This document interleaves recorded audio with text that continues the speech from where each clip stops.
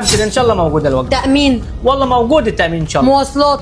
والله موجود مواصلات رانج روفر للسكن على طول. تخيل معايا كده يا صديقي وانت قاعد على السوشيال ميديا عادي بتتفرج على فيديوهات وفجأة اعلان غريب يطلع لك كده من تحت الارض شطاني يعني. الاعلان باين عليه انه مش عادي وفي حاجة غلط، حاجة مش مريحة يعني. بنت مشهورة مع شاب لابس خليجي وبيقولوا كلام غريب جدا عن شغل للبنات في السعودية من غير اي مؤهلات ولا خبرة ولا تعليم ولا أي حاجة من دي، وإقامة فخمة ومواصلات ورانج روفر وحاجات اللهم صل على النبي، حاجات كولمبليت. ابشر ان شاء الله موجود الوقت. تأمين. والله موجود التأمين ان شاء الله. مواصلات. والله موجود مواصلات رانج روفر للسكن على طول. في اللحظة دي بقى الناس كلها بدأت تسأل هو ده إعلان ولا إيه بالظبط؟ محدش فاهم حاجة، دي بالظبط فرصة ولا فخ هنقع فيه؟ وإزاي إعلان زي ده ينزل قدام الناس؟ ولا ده بالظبط استدراج لبنات مصر؟ الدنيا اتقلبت يا صديقي. المشكلة ان اختنا سوزي اتدبست. تعال نشوف بقى اتدبست ازاي. وطبعا سوزي كانت بطلت الاعلان ده وبقوة. هتتوظفوا في اكبر مطاعم في السعوديه ومحتاجين فيها مقدمات طعام، مش محتاجين منك ولا خبره ولا مؤهل، هو كل اللي محتاجينه منك هو شويه انجليزي بسيط، وده هنساعدك فيه هنا قبل الانترفيو. سوزي اللي معروفة عنها ان هي مشهورة على التيك توك والانستجرام ودايما فيديوهاتها بتعمل جدل واسع جدا، ولكن الجدل المرة دي كان اكبر بكتير من اي جدل قبل كده، لانه يا صديقي بقى موضوع رأي عام والشرطة دخلت فيه واتقلبت الدنيا.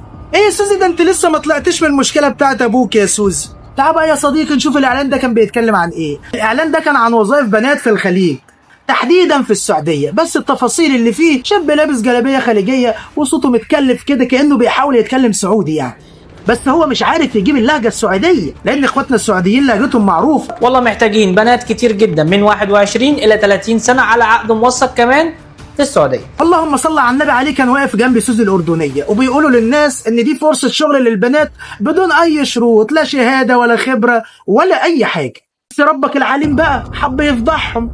بس الاغرب من كده ان هم وعدوا البنات اللي هيسافروا باقامه فخمه جدا ومواصلات برانج روفر. يا عم انت هتشغلهم ايه؟ الشركه موفره لنا ايه وجبه؟ ابشر ان شاء الله موجود الوقت. تأمين. والله موجود التأمين ان شاء الله. مواصلات. والله موجود مواصلات رانج روفر للسكن على طول. ده انت لو هتشغلهم في الموقع مش هتعمل كده وهتعيشوا حياه ورديه يا بنات. طب ده كله ليه يا عمي؟ الاعلان كده فيه ان اول ما الاعلان نزل الدنيا اتقلبت حرفيا، الناس بدات تتكلم وتشكك في الموضوع وطلعت تعليقات على السوشيال ميديا بتقول ده اعلان ولا استدراج لبنات مصر بره في الخارج. فين الحكومه من اللي بيحصل ده يا جدعان؟ وفين الناس اللي بتراقب الاعلانات دي؟ دي تجاره بالبشر مقنعه جدا، حد يلحق الموضوع قبل ما حد يختفي. والكلام كتر بقى والناس بدات ترفع هاشتاجات ضد الاعلان، وكان في مطالبات ان الشرطه تتدخل وتشوف الموضوع ده حقيقي ولا فخ وكلام من ده كتير. بس تعالى بقى وانا هقول لك النهي. ولا بفكر اضحك على حد ولا حد اتنصب عليه، والمكان مصرح والمكان مرخص والمكان ما فيهوش اي حاجه خالص. انا خليت نفسي من الاعلان تماما، انا ماليش علاقه بيهم. بعد ما الدنيا ولعت الشركه اللي كان الاعلان باسمها طلعت بيان وقالت ان كل حاجه رسميه. طب ماشي يا سيدي تعالى، وان الاعلان كان مجرد اعلان توظيف عادي. طب ماشي، وانهم شركه مرخصه قانونا. طب ماشي، وانهم ما عندهمش اي نيه سيئه لكل الناس. طب ماشي، ان طريقه الاعلان نفسها كانت مريبه وبدل ما تهدي الموضوع زودت النار اكتر. ما عداش وقت طويل وفجاه نزل خبر صادم، القبض على سوزي الأردنية بسبب الإعلان ده. الأمن المصري اتحرك بسرعة وتم القبض على سوزي بتهمة نشر الإعلان مضلل والترويج لحاجة ممكن تكون فيها استغلال للبنات، وكمان كان في بلاغات من الناس شايفة إن الإعلان ده بيخالف القوانين. لكن هنا الناس سألت سؤال مهم جدا، طب فين الراجل يا سوزي اللي طلع معاكي في الإعلان؟